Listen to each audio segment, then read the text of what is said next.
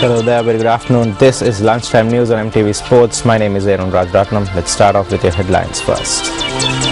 An increase in the prices of upcountry vegetables. Also, Social Integration Week 2013 declared from today until the 21st of this month.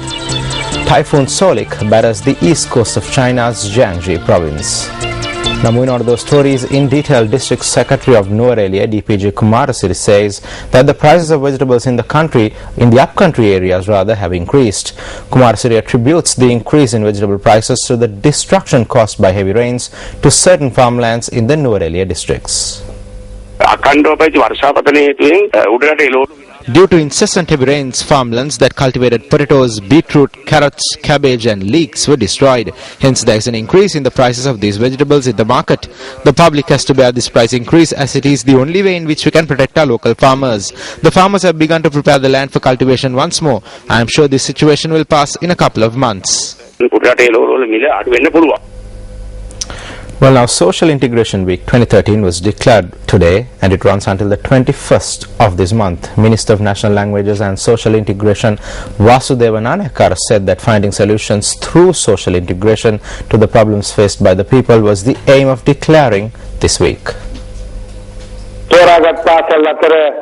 Invitational debates among selected schools on the national language policy, dialogues on social integration, launching a trilingual web-based dictionary, providing 1,000 CDs on languages to state institutions and declaring open language counters in divisional secretariats are few of the many activities that will be held in all districts.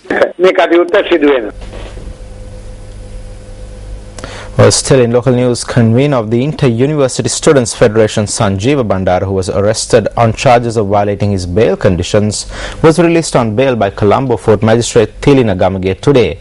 Bail was granted to Sanjeeva Bandara on bail conditions which were announced earlier. The judge stated that Sanjeeva Bandara is prohibited from entering any state university unless he is recognized as a university student. The order was issued after taking into consideration a letter issued by the Vice Chancellor of the Ruhuna University stating that Sanjeeva Bandara's studentship has been terminated. Sanjeeva Bandara was reminded that if a single bail condition is violated, he would be placed in remand custody until legal proceedings conclude.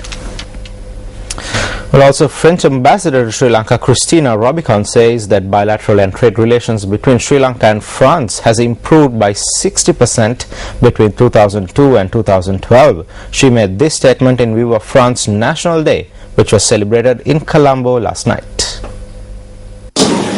Our bilateral trade relations have witnessed a growth of 60% between 2002 and 2012. France remains a major market for Sri Lankan goods, and despite the economic slowdown in my country, exportation of Sri Lankan textile and garment products continued to grow significantly in 2012. The guest speaker at the event was Minister of Environment and Renewable Energy Susil Premachayantha. Sri Lanka and France enjoy warm and cordial relations which date back to the 17th century.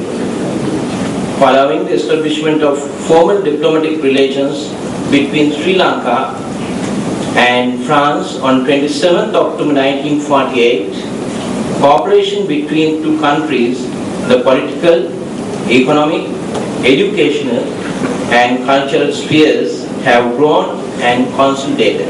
I am pleased to state that the bonds of friendship and cooperation between Sri Lanka and France are time-tested and will undoubtedly continue to grow from strength to strength in the future.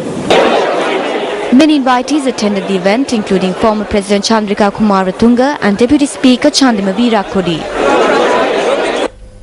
Well, moving on, Minister of Education Bandula Gunawardena notes that children in the north were unable to receive a proper education due to the war. The minister made this statement during a function held in Vavuniya yesterday. The event was held to felicitate students of the Vavuniya Tamil College who obtained university entrance. Guns were placed in the hands of children and they were used in military activities. By doing this, Prabhakaran took away the opportunity for intellectuals to emerge. Today, one of the main issues that I am facing is the lack of Tamil language teachers who are graduates or diploma holders. මං මුණ දෙන එක ප්‍රධාන අභියෝගයක්. Well, the Ministry of Health states that unsuitable substances are found in certain food consumed by bodybuilders. Director of Environmental and Occupational Health and Food Safety of the Ministry of Health, Dr. Anand Jayalal, said that certain bodybuilding centers are engaged in the sale of food and supplement items which could have side effects on bodybuilders. The hormones that are found in certain food items not only develop one's body but are similar to female hormones. The scientific belief is that consuming such food items could affect the male sexuality and physique. Therefore, we advise athletes to be careful when consuming these food items. As the Ministry of Health, we have also instructed food safety inspectors and public health inspectors to take legal action if such substances are found in food items in the future. Well, the 101st media workshop conducted by News First is currently underway at Holy Cross College in Kalutara. The students were given practical knowledge on communication and the preparing and presenting of a news report. The students were also granted an opportunity to showcase their talents and skills at the media workshop.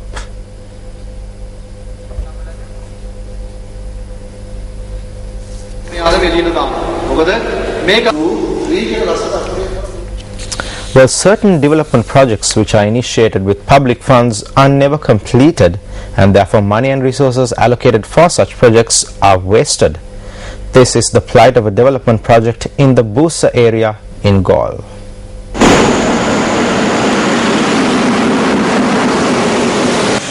This is the economic centre that is being constructed in the Busa area in Gaul. Construction work on the centre began 10 years ago, and when nearly half of the work was completed, construction activities came to a sudden standstill. Area residents point out that construction activities ceased with the change in government. Millions were spent on these constructions, which are now in a state of ruin. Some area residents have even resorted to stealing resources from the centre, and here is an ideal example for the current turn of events. Raids conducted by the Ratgam police last night led to the discovery of a stock of timber in several houses and timber mills. Incidentally, the stock of timber worth 1 million rupees had been stolen from the economic centre. Isn't it the duty of officials to complete development projects?